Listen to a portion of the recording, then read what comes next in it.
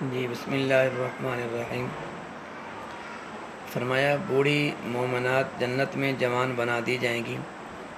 اس کے بعد جنتی عورتوں کا ذکر فرمایا، وہاں جو بیویاں ملیں گی ان میں جو حور عینہ بھی ہوگی جو مستقل مخلوق ہے، اور دنیا والی عورتیں جو ایمان پر وفات پا گئیں وہ بھی اہل جنت کی بیویاں بنیں گی۔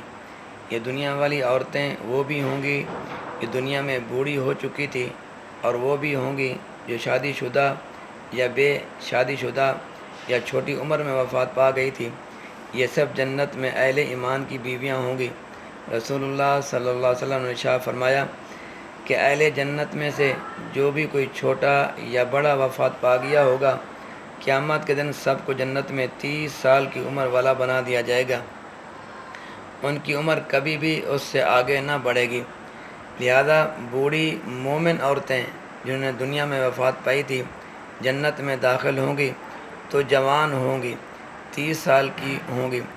آیات بالا میں اسی کو فرمایا، انا انشأناہن انشاء فجعلناہن ابکارا عربا اترابا لاصحاب الیمین۔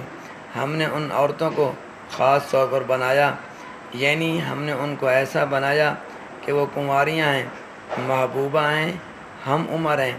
یہ سب چیزیں دائیں ہاتھ والوں کے لیے۔ جنتی عورتیں حسن اور جمال والی بھی ہوں گی، اور محبوبات بھی ہوں گی، اور ہم عمر بھی ہوں گی۔ اللہ میرا اور آپ کا حامی و ناصر۔